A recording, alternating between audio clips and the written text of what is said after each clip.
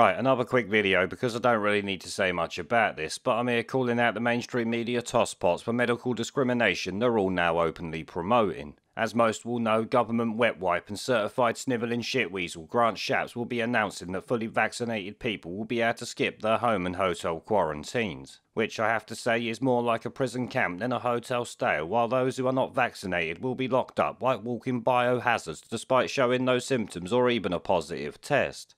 I obviously don't need to explain to most of you how against the Equality Act of 2010 this is, because it's such blatant discrimination on medical grounds it's actually laughable. This obviously goes without saying, but the reason for this video is the simple fact not one media outlet is pointing this out. Instead, they're all parroting some bullshit like the people should see this as some victory. Obviously, it fucking ain't. But I do find myself asking where are all the screaming woke wankers talking about how this will discriminate against minorities and all of this, who for various and valid reasons do not trust governments or especially drug companies. Shit, even GB News, who many of my viewers had high hope for, are guilty of the same shit as the BBC and Sky News are.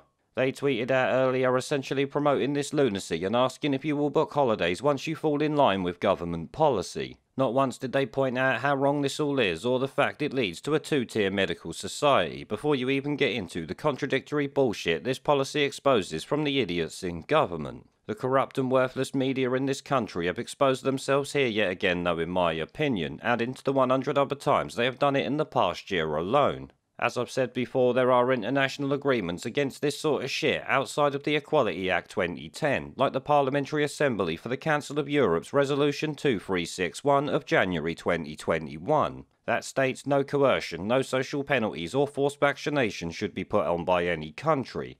Obviously, if the media wasn't corrupt, they would be all over these rules like a fly around shit, but we kinda know what they're like these days.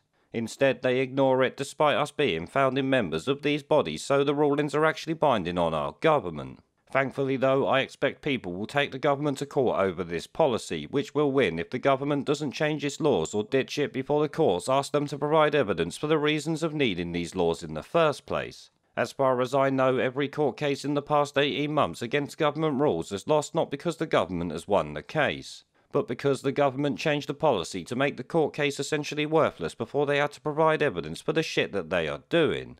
Obviously, I'm not a legal mind, but from what lawyers have been saying, that is essentially what they are doing. So I've got to say that this could easily go the same way without a blatant law change to allow it, which let's be honest, they could actually do. The same is true with businesses demanding vaccine passports, as you might have heard. It's illegal unless the government changes the law, so good luck businesses doing that. If someone takes you to court, you could well be fucked.